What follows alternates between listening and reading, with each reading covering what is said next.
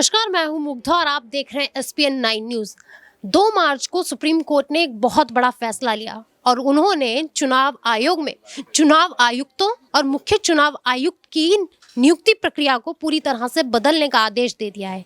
लेकिन जब तक संसद इस पर कोई कानून नहीं बना लेती तब तक के लिए उन्होंने एक कॉलेजियम बनाने के लिए कहा है जो मुख्य चुनाव आयुक्त और चुनाव आयुक्त की नियुक्ति करेगा। और इस कॉलेजियम में 3 लोग होंगे, जिसमें से एक होंगे देश के प्रधानमंत्री, दूसरे होंगे देश की शीर्ष अदालत के मुख्य न्यायाधीश यानी कि हमारे सीजेआई, और तीसरा होगा लोकसभा में नेता विपक्ष की तरफ से।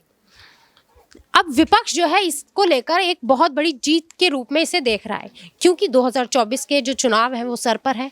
ऐसे में सुप्रीम कोर्ट का चुनाव आयोग को लेकर इतना बड़ा फैसला लेना कि चुनाव आयुक्तों की नियुक्ति प्रक्रिया को ही पूरी तरह से बदल दिया जाए, ये विपक्ष के लिए एक बहुत बड़ी जश्न की बात है। क्योंकि विपक्ष अक्सर चुनाव आयोग की कार्यप्रणाली और ईवीएम को लेकर सवाल खड़े करता ही रहता है और कहता रहता है कि जो हमारी सरकारी संस्थाएं हैं, चाहे वो ईडी है, सीबीआई है या फिर चुनाव आयोग है, वो सब केंद्र सरकार यानी कि मोदी सरकार के दिशा निर्देशों पर ही काम करती हैं। उनका अपना कोई विजन नहीं है, वो ठीक तरीके से कार्य नहीं करती।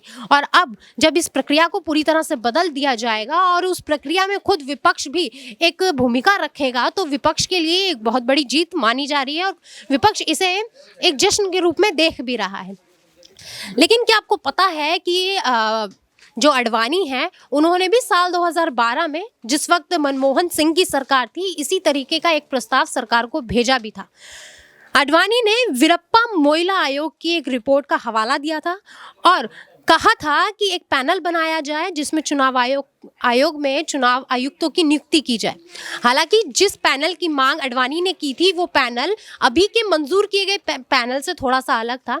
अडवाणी की जो मांग थी हम वो भी आपको बता देते हैं। अडवाणी चाहते थे कि चुनाव आयोग में जो नियुक्तियां हों उसके लिए भारत के प्रधानमंत्री, भारत के मुख्य न्यायाधीश, कानून मंत्री और दोनों सदनों में विपक्ष के नेता को शामिल करके एक पैनल बनाया जाए और वो पैनल आयुक्तों की नियुक्ति करे।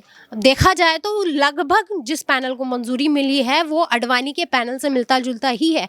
फर्क सिर्फ इतना है कि अडवाणी ने पैनल में दोनों सदनों के विपक्ष की तरफ से विपक्ष के नेता की मांग की थी, लेकिन अब जो मंजूरी मिली है उसमें सिर्फ लोकसभा में विपक्ष का नेता रहेगा। तो एक तरह से देखा जाए तो अडवाणी और विपक्ष की जो मांग थी वो अब सफल होती नजर आ रही है। विपक्ष जो है 2024 से पहले से अपनी एक बहुत बड़ी जीत देख रहा है, तो अडवाणी की जो मांग है वो पूरी हो गई है।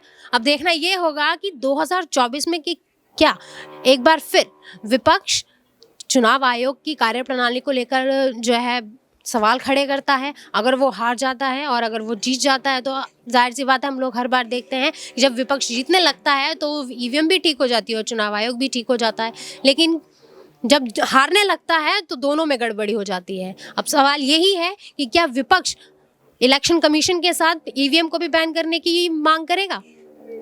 फिलहाल खबरों में सिर्फ इतना ही और आप देखते रहिए एसपीएन 9 न्यूज़।